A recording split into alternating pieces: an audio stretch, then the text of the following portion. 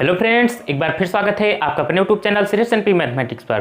Friends, जैसा कि आप लोग जानते हैं कि इन दिनों हम क्लास 10th में मैथ का चैप्टर 3 दो चर वाले रैखिक समीकरण युग्म कर रहे थे। इसके पिछले वाले वीडियो में हम लोगों ने एक्सरसाइज 3.3 के कुछ प्रश्न कर लिए थे। आज हम आगे के प्रश्नों की बात कर रहे हैं।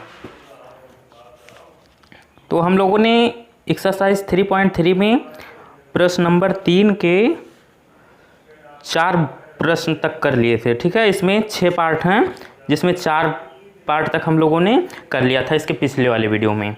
अगर आप लोग वो वीडियो अभी तक नहीं देखे हैं तो नीचे डिस्क्रिप्शन बॉक्स में आपको उसका लिंक मिल जाएगा, वहाँ से आप देख सकते हैं। अब इसमें केवल 2 प्रश्न और बचे हैं, इसी के साथ में ये प्रश्नावली हमारी समाप्त हो रही है। तो देखिए, इसमें 5वां प्रश्न कह रहा है यदि किसी भिन्न के अंश और हर दोनों में 2 जोड़ दिया जाए तो वह 9/11 हो जाती है। यदि अंश और हर दोनों में 3 जोड़ दिया जाए तो वह 5/6 हो जाती है। वह भिन्न ज्ञात कीजिए। ये बहुत ही इजी क्वेश्चन है, बस आप ये घबराना नहीं। ये लैंग्वेज वाले प्रश्न जो होते हैं ज़्यादातर स्टूडेंट्स देख कर ही घबरा जाते हैं, और ये क्वेश्चन अपने आप में बहुत ही ईजी होते हैं। ठीक है, बस देखिए आप क्या है सिस्टम। ये है हमारा 3 नंबर का 5वां प्रश्न। यदि किसी भिन्न के अंश और हर, देखिए अब इसमें किसकी किसकी बात की गई है। इसमें बात की गई है भिन्न की, और भिन्न में क्या होता है, एक हर होता है और एक अंश होता है। तो आ गई ना 2 चीज़। मैंने क्या बताया था, लैंग्वेज वाले प्रश्नों में हमेशा 2 चीज़ होगी। ठीक है, तो एक को हम हमेशा x मानेंगे और दूसरे को y मानेंगे। हमेशा इस तरीके के प्रश्नों में ऐसा ही किया जाता है। तो देखिए हम क्या करेंगे, हमें एक भिन्न ज्ञात करनी है। क्या ज्ञात करनी है इसमें, भिन्न। तो हम मानेंगे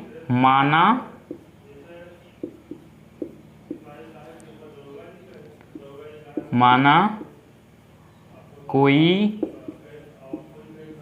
भिन्न x/y है। ठीक, ऊपर नीचे क्या होता है, हर होता है और ऊपर अंश होता है। ये बात तो आप लोग को पता ही होगी ना।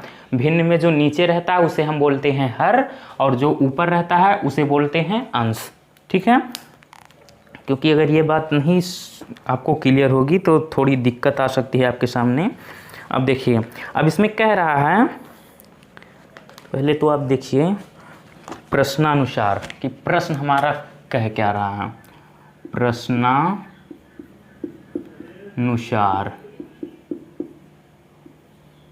प्रश्नानुसार अब प्रश्न कह रहा है कि किसी भिन्न के अंश और हर दोनों में 2 जोड़ दिया जाए तो वह 9/11 हो जाती है। देखिए, अंश और हर में 2 जोड़ दिया जाए, दोनों में, मतलब x में 2 जोड़ दिया जाए और y में भी 2 जोड़ दिया जाए। नीचे है हर में हमने 2 जोड़ा, और ऊपर अंश है, अंश में भी हमने 2 जोड़ा।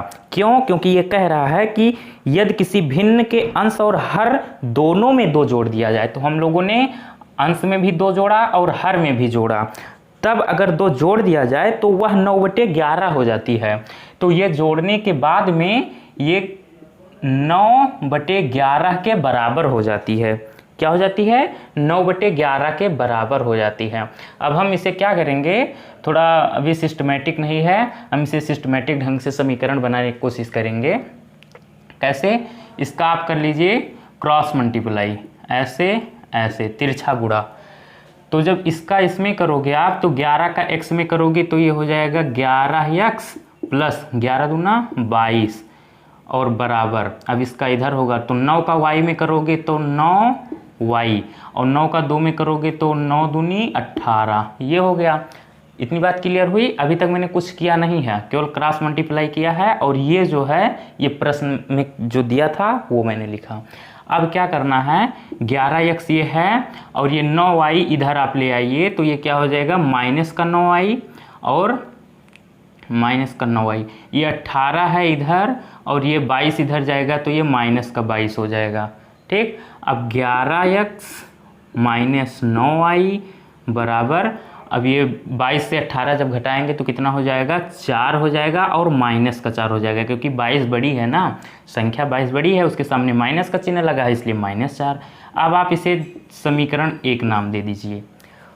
ठीक है, अब आगे अभी और कह रहा है कि यदि अंश और हर दोनों में 3 जोड़ दिया जाए। अब जहां हमने 2 जोड़ा था, अब हमें 3 जोड़ना है। तो जब 3 जोड़ेंगे तो वह 5/6 हो जाती है। तो जब हम अंश और हर में क्या जोड़ें,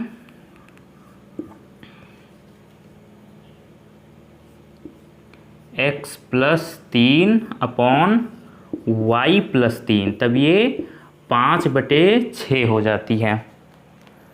तो हमें अब भिन्न ज्ञात करनी है। तो जैसे हमने इतना सिस्टम इसमें किया वही इसमें भी करना है। क्या करेंगे, क्रॉस मल्टीप्लाई। तो 6x में करेंगे तो 6x + 6 × 18 बराबर 5 का y में करेंगे 5y और प्लस है तो प्लस 5 × 3 = 15। इतनी बात क्लियर हुई। आप क्या करेंगे, पक्षांतर कर लीजिए। 6x, ये 5y इधर प्लस में ही इधर आएगा, माइनस में हो जाएगा, बराबर इधर ये 15 है और ये 18 इधर जाएगा तो माइनस का हो जाएगा 18। अब ये 6x है -5y बराबर, अब 18 में से 15 जाएगा, बचेगा 3, वो भी किस में, माइनस में 3। क्यों, क्योंकि 18 हमारा बड़ा है और उसके सामने माइनस का चिन्ह लगा हुआ है। ठीक है, अब आप इसे क्या नाम दे दीजिए, समीकरण नंबर 2। अब क्या करेंगे, प्रतिस्थापन विधि का हम उपयोग करेंगे। यहाँ पर किस दोनों समीकरणों में से किसी एक में से आप x या y का मान निकाल के किसी दूसरे में रख दीजिए, वहाँ से आपको x और y के मान निकल आएंगे। तो हम क्या कर रहे हैं, समीकरण 1 से क्या करेंगे, x का मान निकालने की कोशिश करेंगे। कैसे, 11x आप इधर रोक के रखिए और ये -9y आप इधर भेज दीजिए। तो अभी तो इधर -4 है और जब ये -9 इधर जाएगा तो ये हो जाएगा प्लस का 9y। ठीक है, तो अब देखिए हम इसे आगे पीछे भी लिख सकते हैं, 9y आगे लिख दें, -4 पीछे लिख दें, फिर भी कोई दिक्कत नहीं है। तो x बराबर ये 9y और माइनस का 4। ठीक, अब ये 11 इधर गुणे में है, इधर जाएगा तो भाग में हो जाएगा 11। अब आप इसे नाम दे दीजिए समीकरण नंबर 3। समीकरण नंबर 3। अब क्या करेंगे हम लोग, x का मान है वो उठा के समीकरण नंबर 2 में रखेंगे।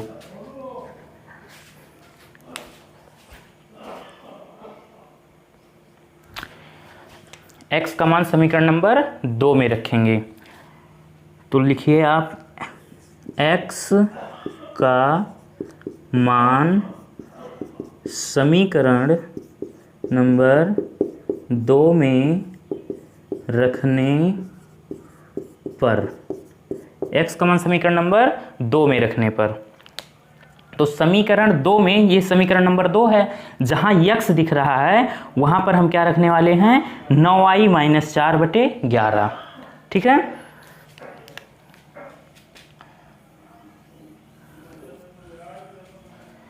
तो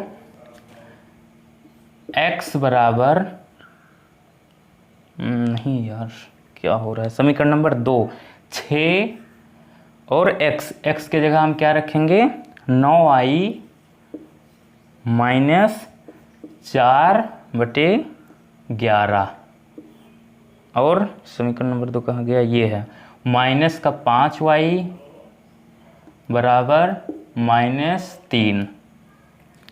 ठीक, अब देखिए, अब 6 का अंदर क्या हो जाएगा, गुणा हो जाएगा, तो 6 × 9 = 54 y -6 × 4 = 24। ठीक, और बटे में क्या रहेगा, 11 और माइनस का 5y और बराबर -3। अब देखिए क्या करेंगे, हम ये भिन्न सॉल्व कर लेंगे। तो 11 और 1 का लासा क्या होगा, 11 और 1 का लासा 11 होगा। तो 11 का भाग 11 में कितनी बार जाएगा, एक बार, 11 कम 11, तो 1 को उठाकर आप पूरे में गुणा करेंगे ऊपर इतने में, तो इस पर कोई प्रभाव नहीं पड़ने वाला है, ये जो है वही रहेगा। तो 54y - 24 और बीच में माइनस है तो माइनस लगा दीजिए। अब 1 का भाग 11 में कितनी बार जाएगा, 11 बार जाएगा। तो 11 को उठाकर आप ऊपर इसमें जब गुणा करेंगे तो 11 पचे 55, 11 पचे 55y और बराबर में -3। अब क्या करने वाले हम लोग, अब क्या करेंगे बटे 1। अब यहाँ से हम क्रॉस मल्टीप्लाई तिरछा गुणा करेंगे। तो अब देखिए इसको जब इससे जब गुणा करेंगे 1 से तो जो है वही का वही रह जाएगा। तो 54y माइनस का 24 माइनस का 55y और बराबर 11 तिया 33, माइनस है तो -33। अब देखिए ये प्लस 54y है, ये माइनस 55y है, तो प्लस माइनस घट जाएगा तो बचेगा y। और ये बड़ा है, 55 बड़ा है, 54 छोटा है और इसके सामने माइनस का चिन्ह है, इसलिए हम यहाँ माइनस लगाएंगे प्यारे, ठीक है। और बराबर में -33 और ये 24 जब इधर जाएगा तो क्या हो जाएगा, ये हमारा प्लस का 24, ठीक। तो -y बराबर, अब 33 से 24 घटाइए तो 13 में 4 गई 9 और 2 में 2 गई 0, 24 10 34 9 33 और 33 बड़ी है और 33 के सामने चिन्ह कौन सा है, माइनस का, तो यहाँ माइनस लग जाएगा। अब दोनों तरफ माइनस माइनस हैं तो ये खल्लास हो जाएंगे। तो y बराबर आ गया सर हमारा 9, y बराबर कितना 9। समीकरण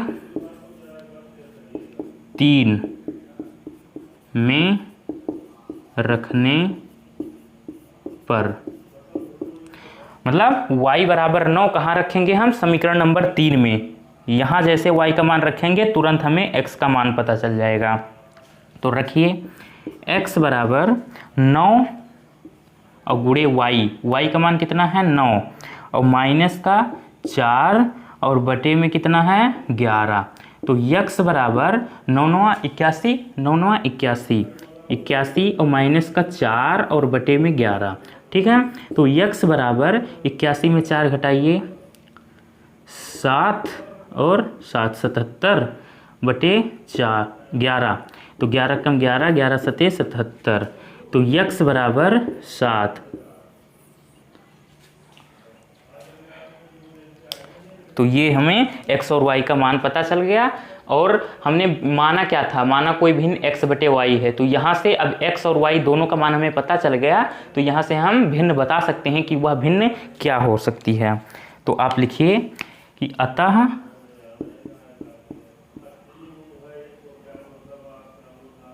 वह भिन्न x बटे y, x का मान कितना है 7, तो 7 बटे y का मान कितना है 9, अतः वह भिन्न 7 बटे 9 है, ठीक। वह भिन्न क्या है 7 बटे 9।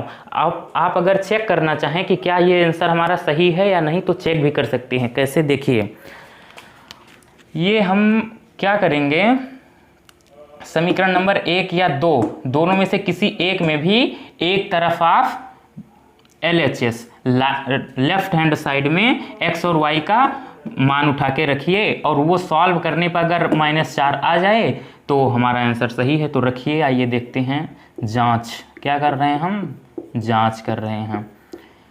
तो 11 गुणे x का मान कितना आया है 7, तो 7 और फिर -9 गुणे y का मान कितना आया है, y का मान 9 आया है, तो 9, तो 11 सत्ते 77 माइनस 9 9 81, तो 81 में से 77 माइनस कीजिए, 11 में 7 गई 4 और 7 7, और 81 बढ़ा है -4, तो ये -4 आ गया ना सॉल्व करने पे, और इधर ये -4 है राइट साइड में, ठीक है। तो RHS की वैल्यू LHS के बराबर आ रही है, तो इसका मतलब आंसर हमारा सही है। तो अब आप अगर नोट करना चाहें तो इसे नोट कर सकते हैं या स्क्रीनशॉट ले सकते हैं, जैसा आपको अच्छा लगे आप कर सकते हैं।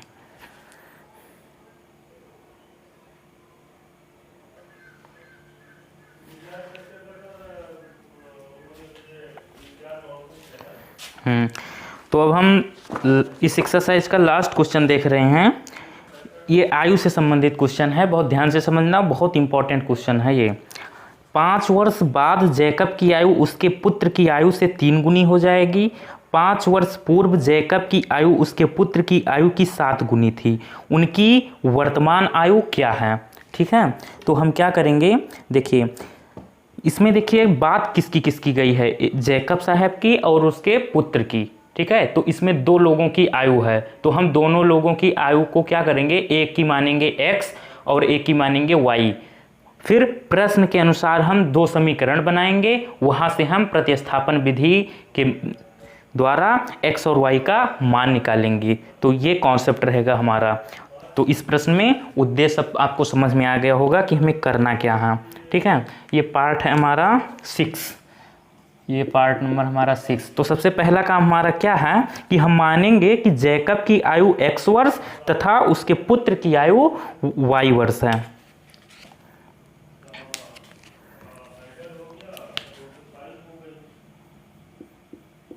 माना जैकब की वर्तमान आयु x वर्ष तथा उसके पुत्र की आयु y वर्ष है। ठीक, हम लोगों ने माना है अपने तरफ से कि जैकब की वर्तमान आयु x वर्ष है और उसके पुत्र की वर्तमान आयु y वर्ष है। ठीक है, अब आगे देखिए क्या करेंगे हम लोग।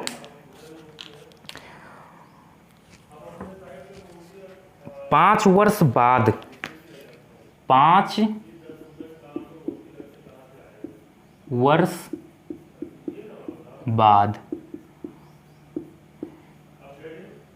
ये इसलिए मैं शब्दों को थोड़ा लैंग्वेज के माध्यम से प्रश्न सॉल्व करा रहा हूं जिससे दिक्कत ना हो, बहुत अच्छे से समझ में आएगा आपको। ठीक है, वरना गलती भी हो सकती है। 5 वर्ष बाद देखिए, अगर आप अभी मान लीजिए 15 साल के हो, आप अभी कितने साल के हो, 15 साल के हो, और पूछा जाए कि 5 वर्ष बाद आप कितने साल के हो जाओगे, तो क्या करोगे आप अपने मन में 15, 5, 20 ऐसे जोड़ोगे, घटाओगे तो नहीं ना। 5 वर्ष बाद की बात की जा रही है, तो अभी आप 15 वर्ष के हो तो 5 वर्ष बाद कितने हो जाओगे, 15 + 5 = 20 वर्ष के हो जाओगे। ठीक है, तो इसी तरह से 5 वर्ष बाद इनकी आयु क्या हो जाएगी।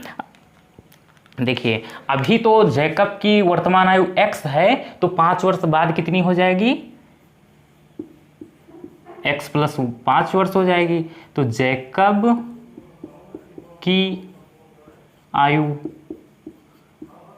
बराबर x + 5 वर्ष। ठीक है, 5 वर्ष बाद जो है जैकब की आयु कितनी हो जाएगी, x + 5 वर्ष। जैसे अभी आप 15 साल के हो, 5 साल बाद आप 15 + 5 20 साल के हो जाओगे। सेम सिस्टम इसमें है कि अगर जैकब अभी x वर्ष के हैं तो 5 वर्ष बाद कितने हो जाएंगे, x + 5। ठीक, तो उसी तरीके से उनके पुत्र की आयु क्या हो जाएगी, तो पुत्र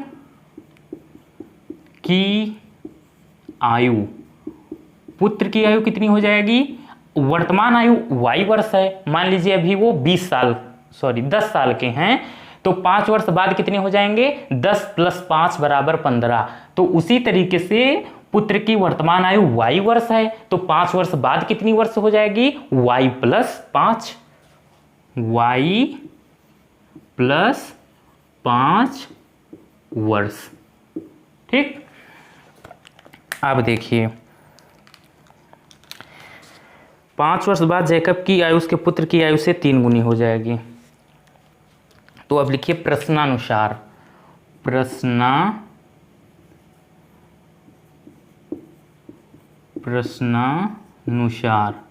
अकॉर्डिंग टू क्वेश्चन। प्रश्नानुसार प्रश्न क्या कह रहा है कि 5 वर्ष बाद जैकब की आयु, मतलब जैकब की आयु जो है कितना है अभी, x + 5। 5 वर्ष बाद जैकब की आयु कितनी हो जाएगी, 5 वर्ष बाद जैकब की आयु उसके पुत्र की आयु से 3 गुनी हो जाएगी। उसके पुत्र की आयु कितनी, y + 5 जो है उसके 3 गुनी, पुत्र की आयु की 3 गुनी। तो गुणा किसका, 3 का गुणा किसमें होगा, पुत्र की आयु में होगा, ना कि जैकब की आयु में होगा। ठीक है। कह रहा है कि 5 वर्ष बाद जैकब की आयु उसके पुत्र की आयु से 3 गुनी हो जाएगी। तो जैकब उसकी आयु में 3 का गुणा नहीं होगा, पुत्र की आयु में होगा 3 का गुणा। ठीक है। तो आप क्या करेंगे, यहां से एक समीकरण प्राप्त करेंगे, x + 5 बराबर 3 का y में करेंगे 3y और प्लस 3 × 5 = 15। ठीक है। अब x ये 3y इधर आएगा -3y बराबर 15 और ये 5 इधर जाएगा माइनस हो जाएगा 5। तो x - 3y बराबर 15 में 5 जाएगा, कितना बचेगा 10। आप इसे नाम दे दो समीकरण नंबर 1। इतना हो गया। अब देखिए 5 वर्ष पूर्व, अब इसमें सेकंड कंडीशन क्या है, 5 वर्ष पूर्व। जैसे 5 वर्ष बाद की बात हो रही थी, अब 5 वर्ष पूर्व की बात होगी। तो 5 वर्ष पूर्व, 5 वर्ष पूर्व। मान लीजिए आप भी 15 साल के हैं, 5 साल पहले आप कितने वर्ष के थे? तो क्या करोगे आप, अभी आप 15 साल के हो, 5 साल पहले, तो क्या करोगे, 15 में 5 घटाओगे आप। ठीक है। पूर्व की बात होगी वहां घटाया जाएगा और बाद की बात होगी वहां हमेशा जोड़ा जाएगा। ठीक है। तो 15 साल के हो अभी और पूछा जाए 5 साल पहले, तो 15 - 5 बराबर 10। ठीक है। तो वही कंडीशन यहां भी होगी, क्या कि वर्तमान आयु x वर्ष है जैकब की, तो 5 वर्ष पूर्व कितनी होगी, x - 5 होगा। ठीक। तो 5 वर्ष पूर्व जैकब की आयु, तो जैकब की आयु कितनी हो जाएगी, x - 5 वर्ष। ठीक। तो पुत्र की कितनी हो जाएगी, पुत्र की आयु कितनी, y - 5 वर्ष, क्योंकि पुत्र की वर्तमान आयु y वर्ष है, तो 5 वर्ष पूर्व उनकी आयु कितनी रही होगी, पुत्र की y - 5 वर्ष रही होगी। ठीक है। तो अब प्रश्नानुसार क्या है कि 5 वर्ष पूर्व जैकब की आयु, 5 वर्ष पूर्व मतलब x - 5 बराबर 5 वर्ष पूर्व जैकब की आयु उसके पुत्र की आयु की 7 गुनी थी, उसके पुत्र की आयु की, मतलब y - 5 ये पुत्र की आयु है, इसकी 7 गुनी, तो पुत्र की आयु में 7 का गुणा होगा, ना कि जैकब की आयु में। ठीक। ये बात ध्यान रखनी है। अब गलती यहाँ पर आपको यही हो सकती है कि गुणा किस में करना है, इसमें कंफ्यूज हो गए। तो पुत्र की आयु में गुणा करेंगे हम, ना कि जैकब की आयु में करेंगे। ठीक है। अब यहाँ से आप समीकरण बनाइए, x - 5 बराबर 7 का y में करेंगे तो ये हो जाएगा 7y - 7 × 5 = 35। फिर क्या करेंगे, x माइनस ये 7y इधर आएगा माइनस का हो जाएगा, x - 7y बराबर ये -35 इधर से है माइनस, और ये -5 इधर जाएगा तो ये हो जाएगा प्लस का 5। तो x - 7y बराबर 35 में 5 जाएगा, बचेगा 30, वो भी माइनस के साथ 30, क्योंकि 35 हमारा बड़ा है, 5 छोटा है और 35 के सामने माइनस का चिन्ह लगा है, इसलिए माइनस में बचेगी संख्या। आप इसे नाम दे दीजिए समीकरण नंबर 1 हो चुका 2, समीकरण नंबर 2 नाम दे दीजिए इसे। ठीक। अब हम क्या करने वाले हैं, प्रतिस्थापन विधि के द्वारा एक समीकरण से x या y का मान निकाल के दूसरे समीकरण में प्रतिस्थापित कर देंगे।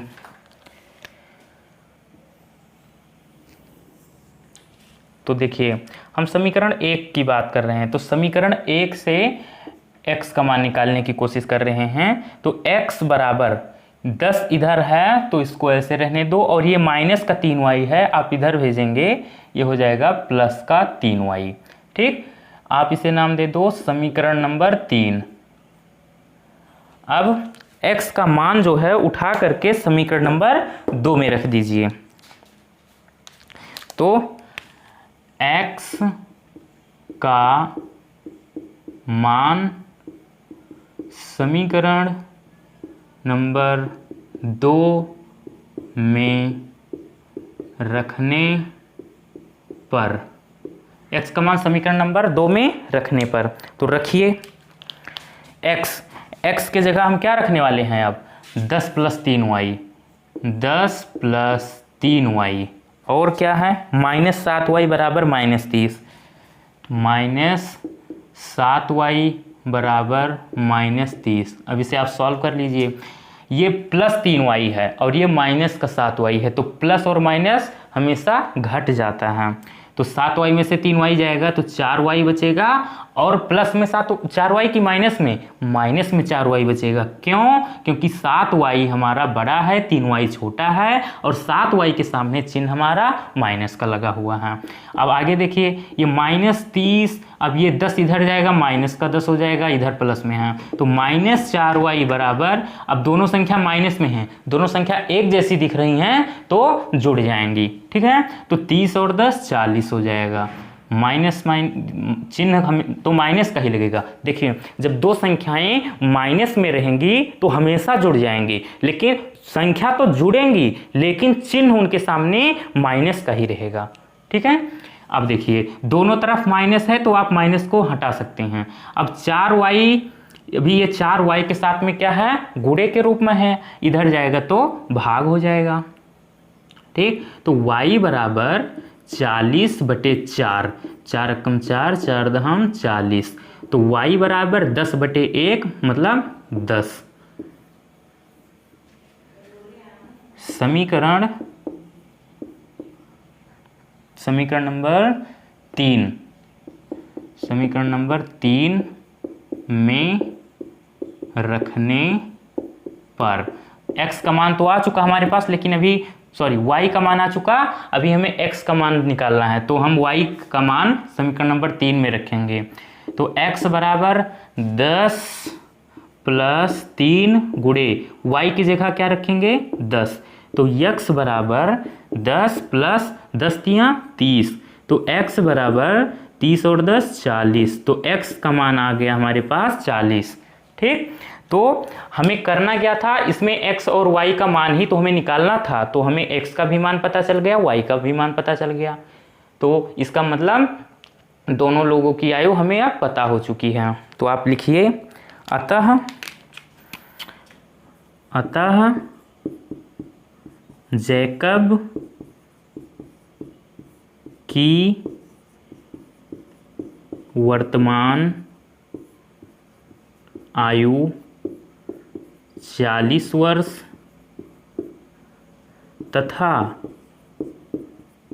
उसके पुत्र की आयु 10 वर्ष है। जैकब साहब की वर्तमान आयु 40 वर्ष आई निकल के और उसके पुत्र की 10 वर्ष। अब अगर आपको ये प्रश्न बोर्ड पेपर में आ जाए तो आप क्या करना कि 1-2 मिनट टाइम निकाल के, 1 से 2 मिनट नहीं लगेगा, 1 ही मिनट लगेगा। करना क्या है, x और y का मान, दो समीकरण जो हम लोग बनाए हैं किसी एक में उठाकर रख दो, ठीक है। देखिए ये काम आप लोग कर लीजिएगा। अगर बोर्ड पेपर में ये प्रश्न आ जाए तो समीकरण 1 में ही रख दीजिए आप। तो x के जगह हम क्या रखने वाले हैं, क्योंकि x का मान आया है 40, तो x के जगह हम रखेंगे 40 और माइनस है तो माइनस लगा दीजिए और 3 गुणे, अब y के जगह क्या रखने वाले हैं हम लोग 10, y के जगह रखेंगे 10। अब इसे अगर सॉल्व करें हम लोग और वो मान अगर 10 के बराबर ना आए, हाँ 10 के बराबर, तो हमारा आंसर पूर्णतः गलत है। और अगर 10 आ गया तो 100 नहीं 110% कोई गलत काट नहीं सकता। तो आइए देखते हैं। तो 40 माइनस 10 × 30, तो 40 में से 30 घटेगा तो कितना आएगा 10 आएगा। ये देखिए इधर RHS कितना है 10 है और हमारा LHS भी आ गया सॉल्व करने पर 10। इसका मतलब हमारा क्वेश्चन एकदम सही है, कोई काट नहीं सकता। तो ये बहुत अच्छे तरीके से मैंने आपको समझाया। अगर बोर्ड एग्जाम में आए तो इस तरह से आप करिए, एक भी नंबर आपका कटने वाला नहीं है। तो आप इसका स्क्रीनशॉट ले लीजिए, वीडियो को रोक करके नोट कर लीजिए।